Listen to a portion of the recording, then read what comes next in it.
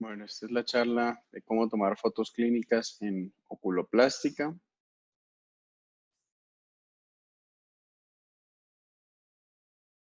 La importancia de la fotografía en oculoplástica es comparar el preoperatorio con el posoperatorio, evaluar la condición preoperatoria y discutir la cirugía con el paciente. Es bien importante que el paciente entienda y que se discuta con el paciente qué es lo que se va a hacer o a corregir con el procedimiento para que el paciente no se haga falsas expectativas. Y teniendo la foto del mismo paciente enfrente y señalando la foto del paciente, ese va a entender qué es lo que se le va a hacer con la cirugía y qué cosas no se va a corregir con la cirugía. Es una ayuda visual durante la cirugía. Se puede imprimir o se puede tener una pantalla para tener la foto dentro del quirófano. Esto puede ayudar durante el procedimiento a tomar alguna decisión o a cambiar alguna conducta. Como retroalimentación personal, si nos tomamos el trabajo de a todos los pacientes tomarle foto pre y postoperatoria, analizarlas luego cada quien en la casa y decir, este paciente me quedó mejor que este, qué hice en esta cirugía que en esta otra no, me gustó más este resultado, y así tener como una retroalimentación. Recordarle al paciente su estado preoperatorio. Muchos pacientes se les olvida cómo eran o dicen no tuve ningún cambio, yo me siento igual. Pues ahí está la foto del preoperatorio para recordárselo. Son parte de la historia clínica y es un documento médico legal. Eso es bien importante. Por eso la importancia de que sean fotos bien tomadas, de que se vean profesionales y que sean constantes y comparables una con otra, que sea reproducible la toma de las fotografías. Y por último, pero no menos importante, para investigación, para congresos y publicaciones, nos vamos a ver más profesionales, vamos a dar una mejor impresión si tenemos mejores fotografías bien tomadas, el, y que se vea lo que queremos mostrar en la fotografía.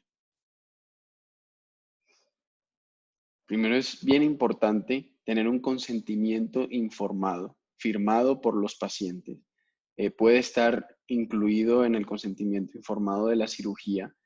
El paciente debe o no autorizar al equipo médico obtener fotografías, videos o registros gráficos para difundir los resultados o iconografía en publicaciones médicas y o ámbitos científicos. El, Mi hermana es abogada, especialista en derecho médico, y me dice que en el consentimiento informado se debe especificar cada uno de los posibles medios en los que yo pueda difundir la fotografía. Es decir, que el paciente elija sí o no, si se puede, si autoriza difundirlo en YouTube, se autoriza difundirlo en Facebook, se autoriza difundirlo en una página web, si autoriza usarlo para comercio, si autoriza, etcétera, etcétera. Se autoriza mostrárselo a otros pacientes. Eh, Porque cada uno de estas posibles publicaciones, medios de publicación, podría eventualmente el paciente decir, en ningún momento autoricé que mi foto se usara en Facebook, y podríamos tener problemas médico-legales. Lo otro es que es también la fotografía una obligación, un derecho del médico. Así no se vaya a publicar. Si el paciente dice no me dejo tomar fotografía, el médico entonces puede decir, entonces no la opero. Porque así no se vaya a publicar, la fotografía es un documento médico legal y hace parte de la historia clínica. Entonces, claves de una buena foto clínica. Primero, ser constantes con el equipo usado, los parámetros, la iluminación, el encuadre, las proyecciones, la distancia focal y el fondo que se use. Si somos constantes, vamos a tener unas fotografías reproducibles y comparables. Hay que evitar sombras fuertes. Se debe usar una fuente de luz difusa para no generar sombras fuertes y contrastes fuertes en la fotografía que no se ven bien. En cuanto a la iluminación también, es importante no tener una iluminación directa, como usar el flash de la cámara directo, porque esto va a aplanar todas las sombras. No se va a ver ninguna sombra en la cara. Entonces, las bolsitas, las arrugas y todo esto no se van a notar en la fotografía. Entonces, por eso debe ser una iluminación amplia, difusa, y ojalá que no sea de todo del frente del paciente, porque se van a borrar las sombras, que es lo que nos da profundidad en una fotografía. La posición de la cabeza, siempre debe estar el fotógrafo a la altura de los ojos del paciente, no tomársela desde arriba ni desde abajo, porque así sean 5 grados de inclinación, se notan. Si son 5 grados de inclinación hacia abajo, va a aparentar una ptosis. Entonces, siempre ubicar la cámara a la altura de los ojos del paciente. Usar un fondo neutro como azul medio, que es este que les pongo acá, o gris al 18%, que es este que les pongo acá. El fondo tiene 2 razones. Una es homogeneizar la parte de atrás de la fotografía. Muy maluco cuando se ve el paciente y atrás se ve la secretaria, se ve un florero, se ve una librería, una puerta, de pronto otro paciente pasando por detrás. Eso se ve mal en una fotografía y no la hace ver profesional. Entonces, la primera razón es eso, tener un fondo homogéneo sin distractores. Y segundo, es que el azul medio o el gris al 18% son colores neutros que ayudan al balance de blancos y ayudan a preservar los tonos de piel de la persona. Si tenemos un fondo blanco, la cámara en automático va a sensar que hay una sobreexposición, entonces va a oscurecer la foto. Mientras que si es un fondo negro, entonces la cámara va a sensar que está todo muy oscuro, entonces va a sobreexponer la cara del paciente. Y ese contraste entre la piel y un fondo negro, o la piel, un fondo fucsia o verde, o la piel o un fondo blanco, hace mucho contraste, y eso es lo que se intenta reducir o se intenta disminuir para preservar los tonos de piel con el fondo azul o el fondo gris al 18%. Luego un balance de blancos adecuado. Ahorita más adelante con ejemplos vamos a entrar más en detalle. Y el enfoque. O sea, si tienes todo perfecto, pero quedó enfocado el fondo y la cara toda borrosa, no va a servir de nada. Recuerden que necesitamos proyectar en las imágenes lo que queremos mostrar. Y con una fotografía bien enfocada, podemos incluso hasta evaluar detalles de la calidad de la piel, los poros en la piel, las arrugas. Entonces, el equipo a usar, lo ideal es una cámara de DSLR, que son las Digital Single Lens Reflex, que son como estas de acá arriba, que son pues cámaras moderadamente costosas, o las cámaras mirrorless, que sí son mucho más costosas, pero tienen un montón de ventajas que no necesitamos para fotografía en oculoplástica. Con una de esas, que son menos costosas que estas, sí tenemos ventajas. Y la ventaja principal es que son totalmente manuales. Y podemos cuadrar la apertura, el tiempo del obturador, la sensibilidad del sensor, para que siempre sea los mismos parámetros y las condiciones de iluminación del estudio donde estemos tomando la foto o del consultorio siempre sean las mismas. Y así tener siempre unas fotos que sean comparables unas con otras y que sea reproducible. ¿A qué me refiero? Que el mismo paciente de preoperatorio le tomo una foto con unos parámetros a las 8 de la mañana y el posoperatorio se lo tomo a las 8 de la noche. Pues otro día, pero lo tomo a las 8 de la noche. Cambian las condiciones de iluminación. Me van a cambiar los parámetros de una cámara automática. Y la foto, una se va a ver más oscura que la otra, una se va a ver más amarilla que la otra, una se va a ver azulosa y la otra, eso no es bueno, eso no es presentable. Las cámaras de point and shot son como estas.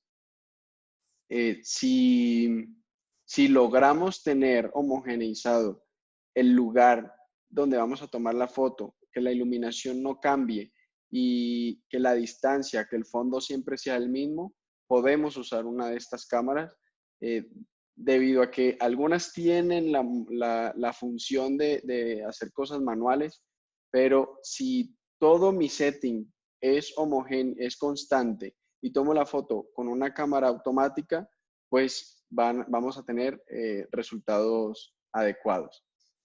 Igual lo digo con la cámara de celular.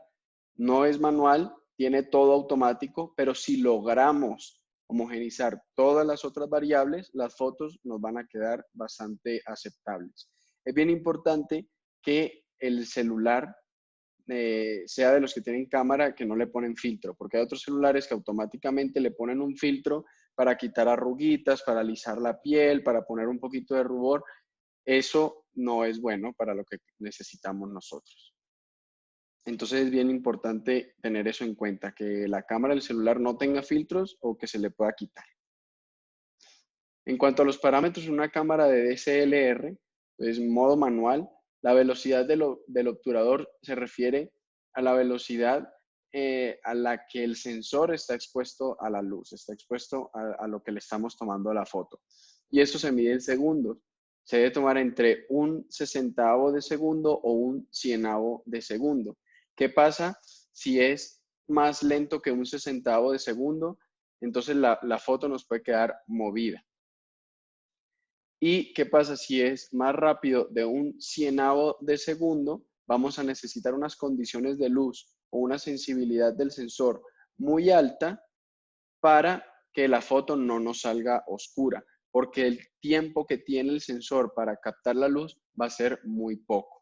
Entonces, si tenemos un flash, si tenemos buena iluminación, podemos disminuir el tiempo del obturador a 1/200.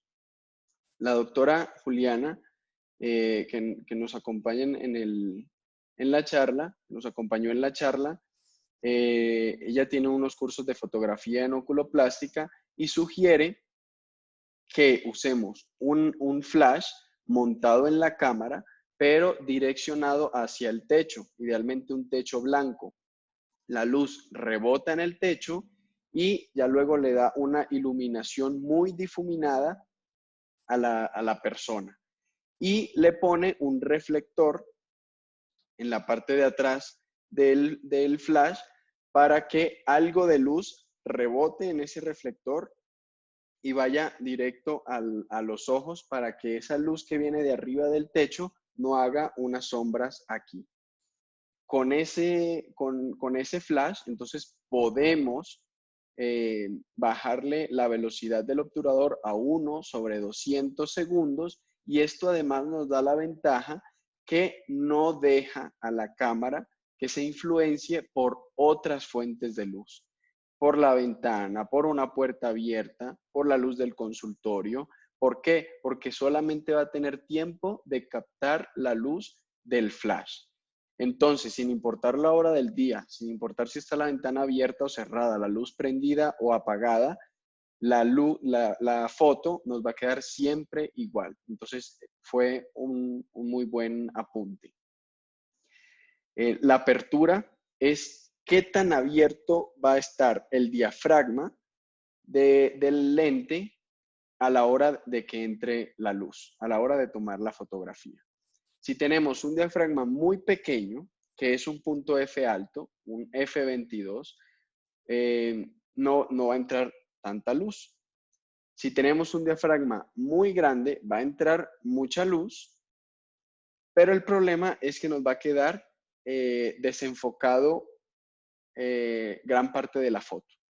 Entonces, entre F8 y F22 está perfecto tomar una fotografía. Si es una apertura mucho mayor, o sea, un punto F menor, un F de 1.4, F de 3.5, vamos a tener una apertura muy grande y eso va a hacer que solamente esté enfocado muy poco de la fotografía. Entonces, si yo enfoco en los ojos, ya voy a tener desenfocada la nariz y las orejas.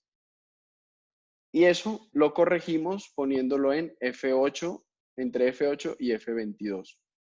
¿Por qué no por encima de F22? Porque nos va a quedar entonces oscura la foto y vamos a necesitar gran cantidad de luz para que no nos quede oscura.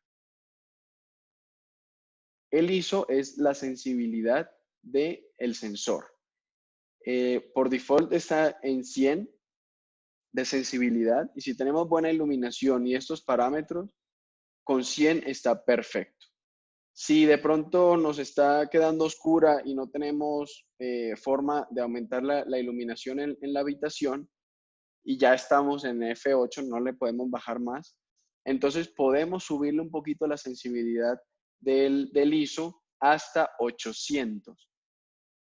Eso nos va a corregir que esté la foto oscura y ya nos va a quedar de la exposición adecuada. ¿Qué pasa si nos subimos por encima de 800, 1600 hasta 32.000 puede llegar el ISO? La foto queda un poco ruidosa. Como ruido en la fotografía es como unos granitos, queda como muy granulada. Y no es bueno tampoco. No es muy notable, pero preferiblemente quedarse en ISO menor de 800. El formato en el que se toma la fotografía, ojalá sea en formato RAW. Es un formato como un negativo digital. Se hace un poquito más complejo el proceso porque como un negativo digital hay que revelarlo también digitalmente. Y esa revelación se hace en uno de los software en computador. El que yo uso es Lightroom de Photoshop y eso me permite a mí hacer ajustes pequeños en cuanto a iluminación, balance de blancos, si me quedo un poquito oscura, si me quedo un poquito sobreexpuesta. El formato RAW me va a permitir alterar esos pequeños detalles sin dañarme la foto. Y esto también me permite a mí que las fotos queden estandarizadas, queden homogéneas. Yo, por ejemplo, estoy tomando la foto del posoperatorio y tengo la foto del preoperatorio. Puedo hacer pequeños ajustes para que me quede exactamente en las mismas condiciones de iluminación, de exposición y de todo esto. Eh, pero sí, obviamente quita mucho más tiempo porque hay que procesar cada foto. Lo otro que recomiendo es que lo tomen en formato JPG directamente. Aquí hay que estar pendientes de los filtros en la cámara porque en formato JPG la cámara de una vez aplica unos filtros y ya queda una foto lista para imprimir, lista para subir en medios, lista para poner en una diapositiva. Pero con esa desventaja, que ya le aplica ciertos filtros y a la hora de tratar de cambiar o de ajustar algunos detalles en la cámara, va a hacer unos ajustes destructivos, así se llama, destructivos en la fotografía, a diferencia de RAW, que está cambiando píxel por píxel los ajustes. Mientras que si es una foto JPG, solamente le está poniendo como un filtro enfrente. El lente y la distancia focal. Entonces, las cámaras de DSLR que les muestro acá tienen lentes intercambiables y cada lente es para una función diferente. Entonces, hay lentes para fotografía de panorama donde tienen un ángulo de visión muy amplio. Eso lo determina los milímetros. Entonces, 18 milímetros, 14 milímetros, es un campo de visión, un ángulo de visión muy amplio y eso no es bueno para la fotografía clínica de la cara. ¿Por qué? Porque se va a ver el efecto en barril o el efecto de fish eye. lo que nosotros necesitamos es aumentar esa distancia focal a 100 milímetros o 105 con un lente que tenga 100 o 105 milímetros, como este es el caso. Aquí está en la fotografía. Y esto va a ser como un zoom, como una magnificación. Pero más que la magnificación, a mí lo que me va a importar es que la foto, el sujeto, el paciente, se le va a aplanar la cámara. Ahorita con una foto se explica mucho más fácil esto. Vamos a abolir el efecto de la distorsión en barril. Más de 105 milímetros, existen obviamente lentes de mucho más de 105 milímetros, nos va a dar la desventaja de que tiene muchísima magnificación. Entonces, para que salga toda la cara del paciente en la fotografía, nos tenemos que hacer a 2 metros, 5 metros, 10 metros del paciente para que alcance a salir toda la cara en el paciente por la magnificación que nos da más de 105 milímetros. Entonces, lo ideal para cara y ojos entre 100 y 105. Y para otras partes del cuerpo, fotografía clínica, otras partes del cuerpo, 50 milímetros u 80 milímetros. Y para foto macro, para lesiones del párpado, lesiones pequeñas, incluso lesiones en iris se pueden tomar con una de estas cámaras. Un lente de macro como este, de 105 milímetros, nos podemos acercar muchísimo y las fotos se van a ver enfocadas y con gran magnificación. Entonces ahora en el celular no tenemos modo manual, pero sí podemos ajustar ciertos detalles para que la fotografía nos salga aceptable. Y no le quito mérito, las fotos pueden quedar perfectas con un celular.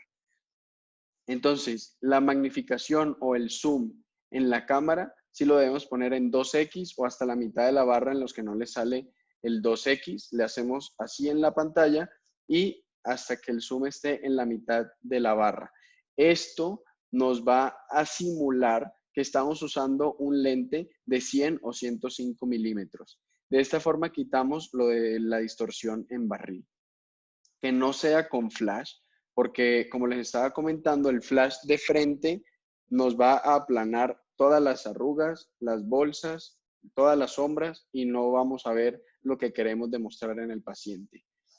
Que no tenga filtros, como les había dicho.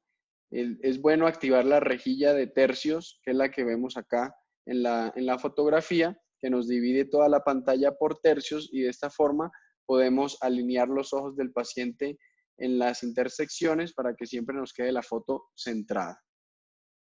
Y enfocar. Es muy maluco cuando ya le tomamos la foto al paciente, el paciente quedó hermoso y vamos y vemos la fotografía y está desenfocada. Entonces, cuando tenemos ya la imagen del paciente en la pantalla del celular, le damos toques a la pantalla en los ojos y la cámara ya se enfoca en los ojos del paciente. La iluminación tiene que ser bien iluminado, una fuente de luz amplia y difuminada, no puede ser una bombilla sola. Ojalá sea con un softbox, que es como este que vemos acá, que es una serie de bombillas dentro de esta caja con una sábana o una tela especial que difumina la iluminación, o una luz en anillo de LEDs que también nos va a dar una fuente de luz difusa. Una ventana grande funciona bastante bien porque nos da una fuente de luz difuminada, pero tiene la desventaja de que varía con la luz del día y si hay nubes o no hay nubes. Entonces nos va a cambiar la iluminación y no nos van a quedar estandarizadas las fotografías. Y esto va de la mano con la temperatura de la luz. La temperatura de la luz se refiere a si la foto quedó muy de tonos azules o muy de tonos rojos o naranjas. Tiene que ser siempre la misma. Eso se mide en Kelvin, entonces ojalá siempre en 5500 Kelvin para que todas las fotos queden homogéneas y yo no tenga unas fotos amarillosas, otras fotos azulosas, otras fotos verdosas, para que siempre queden iguales. Esto es lo que les hablaba de la temperatura de la luz, luces azulosas, luces amarillosas.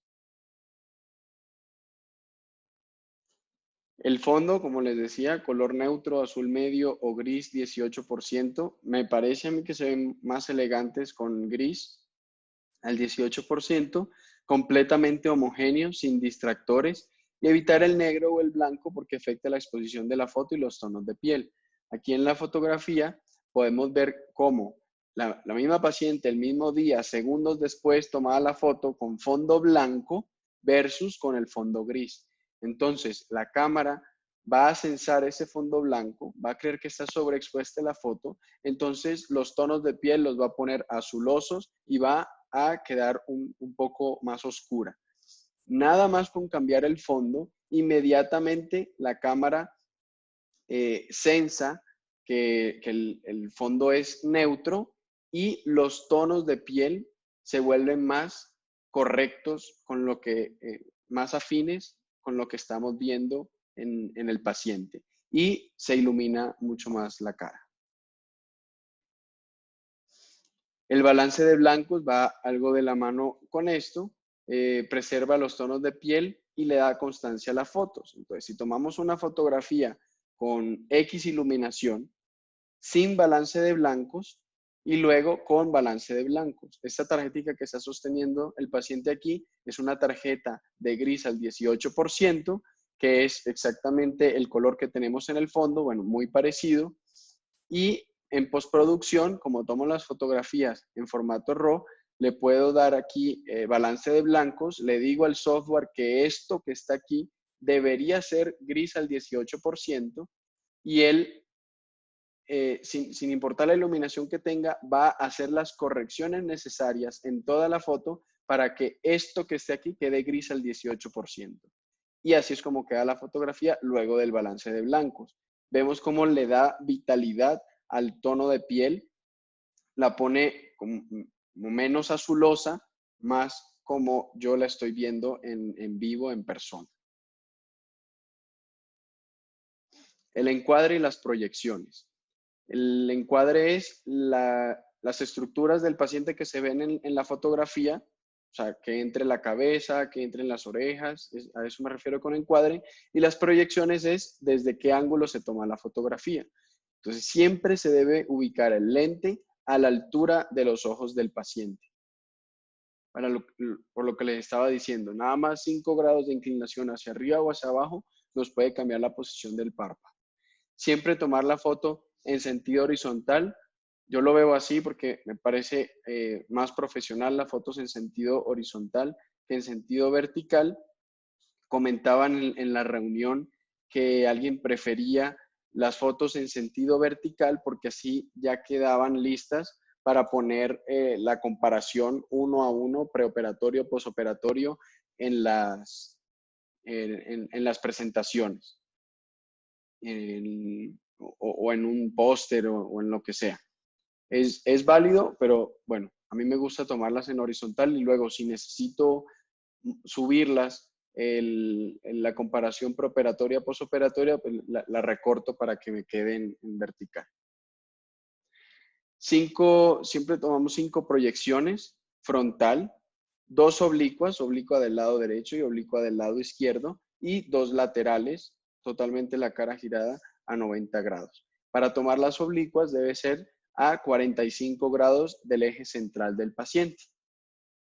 Para tomarla a 45 grados podemos medir en el piso con un goniómetro, poner unas marcas en el piso y girar al paciente 45 grados. Si no lo tenemos así, podemos hacer en la foto, hacer coincidir la eminencia malar con la punta de la nariz, más o menos como así, hacer coincidir estas dos estructuras en la fotografía y eso me da una angulación de más o menos 45 grados y en eso no nos podemos basar.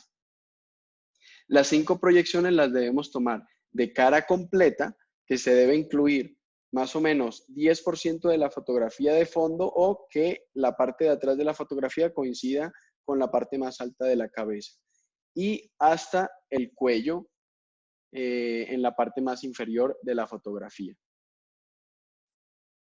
y ya luego la foto de acercamiento en los ojos, donde se va a ver solamente desde aquí a la mitad de la frente hasta la punta de la nariz o hasta la unión entre la nariz y el labio superior. Y los laterales de la foto van a coincidir con las áreas temporales del paciente o un poquito de fondo, 5% del lado derecho, 5% del lado izquierdo de fondo en la fotografía. Casos especiales, foto macro de lesiones, fotos dinámicas, por ejemplo, en parálisis facial o en toxina botulínica que necesitamos ver dinámicamente al paciente. Entonces le pedimos foto mirando arriba, foto subiendo la ceja, foto frunciendo el ceño, otra foto apretando con fuerza, otra foto sonriendo, etc. Y proyecciones desde abajo para ver la proptosis. Se llama la vista del gusano o worm view, donde tomamos la foto desde abajo de modo tal que la punta de la nariz quede en la glabela, quede entre las dos cejas y de esa manera, así como mirando hacia arriba, y de esa manera podemos ver la proyección desde abajo y evidenciar si hay o no proptosis. Para que la fotografía y el encuadre siempre sea constante, es recomendable poner marcas en el piso de dónde va a pararse el paciente, a cuántos centímetros, más o menos 50 o 80 centímetros del fondo, siempre que se para en el mismo lugar. Una marca de dónde va a estar la iluminación, o si está fijada al techo, pues de ahí no se va a mover. Y una marca desde dónde voy a tomar la fotografía. Y si tengo todo estandarizado, todas las fotos van a salir homogéneas, estándar. Entonces, si tomamos las 5 proyecciones de lejos y 5 proyecciones de cerca, mínimo vamos a tener 10 fotografías. Para hacer esto un poco más práctico, podemos hacer, que es lo que hacemos en la práctica, una foto frontal con la identificación del paciente, para que no se nos vaya a perder quién es. Una foto frontal de la cara completa. Una foto frontal con acercamiento en los ojos. Una foto oblicua derecha con acercamiento en los ojos. Una foto oblicua izquierda con acercamiento en los ojos. Una lateral derecha con acercamiento y una lateral izquierda con acercamiento. Con estas 6 fotografías de base es como lo mínimo. Si tenemos el tiempo y la disposición de tomar las 10, perfecto.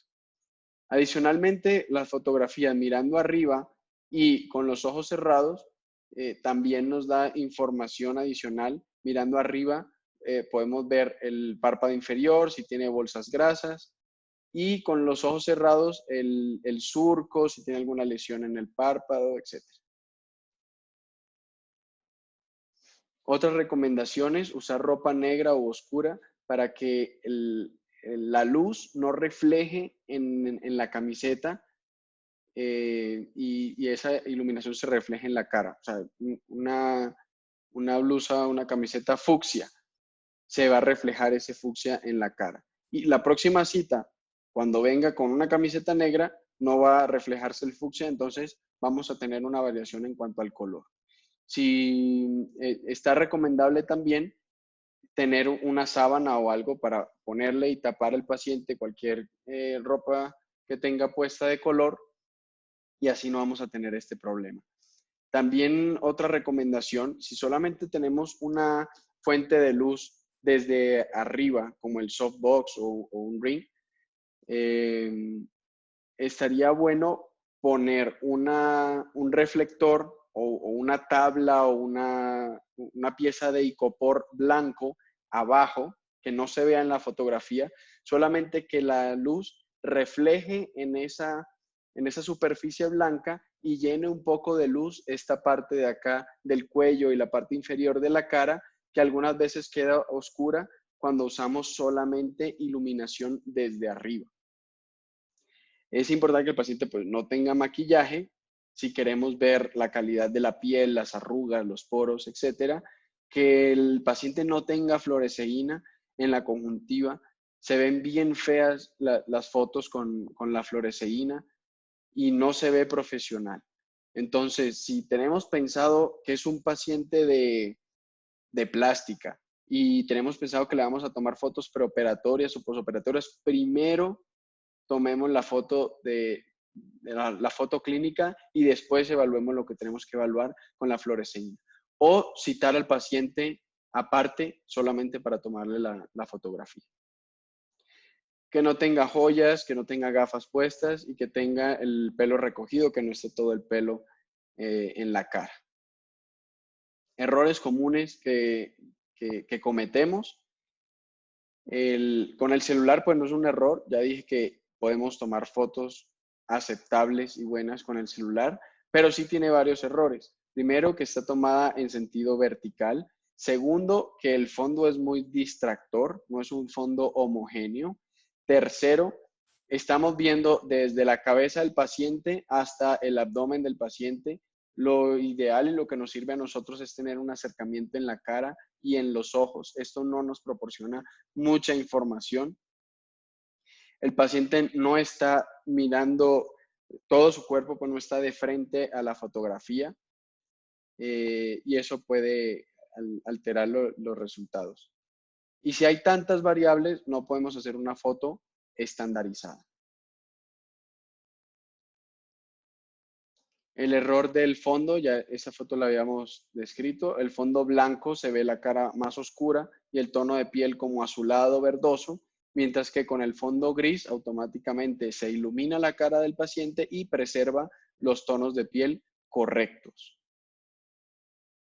El balance de blancos, la foto sin balance de blancos y con el balance de blancos. Eso es lo que les hablaba de la distancia focal o la magnificación en la fotografía.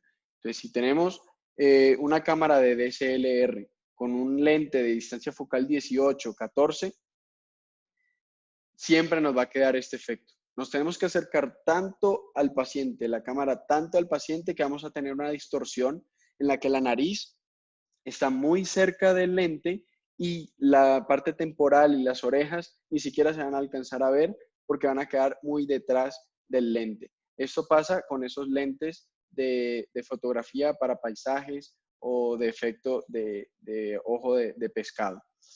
Y esos lentes son fijos los que tienen los celulares. Cuando tenemos el celular en 0.5x o en 1x, vamos a tener un efecto de fisheye o un efecto de distorsión en barril, que se ve muy mal para una fotografía clínica. Para corregirlo en el celular, entonces ponemos en la magnificación de 2x o le hacemos zoom en la barra hasta que quede a la mitad, o en una cámara de DSLR conseguir o comprar un lente de 100 milímetros o 105 milímetros que nos permite eso, precisamente, aplanar la imagen para que no quede la nariz muy cerca y las orejas muy lejos, sino que todo quede en el mismo plano. Y eso lo vemos reflejado en la fotografía, con que no vemos ese efecto en barril que vemos con los otros lentes.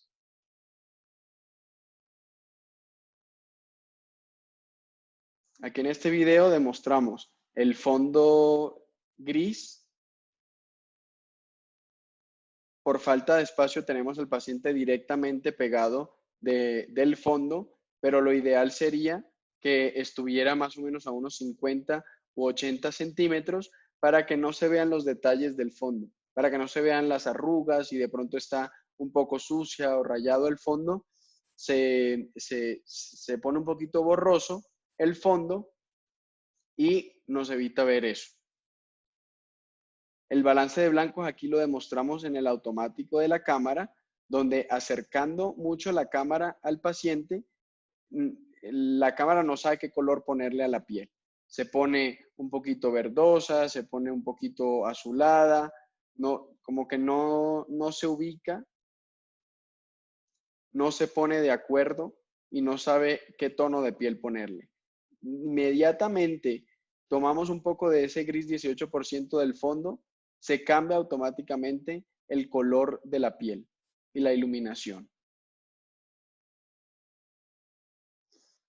Entonces ahora vamos a hacer como todo el el protocolo de toma de fotografía. Primero voy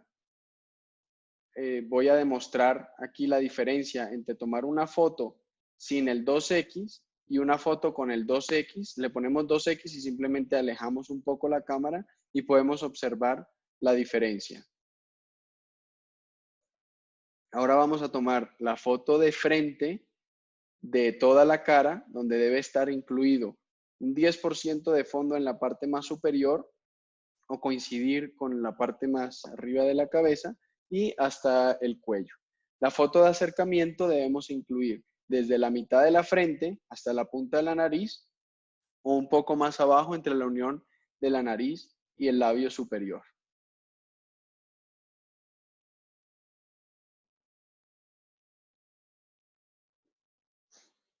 Ahora procedemos a tomar la fotografía oblicua, que debe ser a 45 grados, y si no tenemos las marcas en el piso, entonces vamos a hacer coincidir la eminencia malar con la punta de la nariz.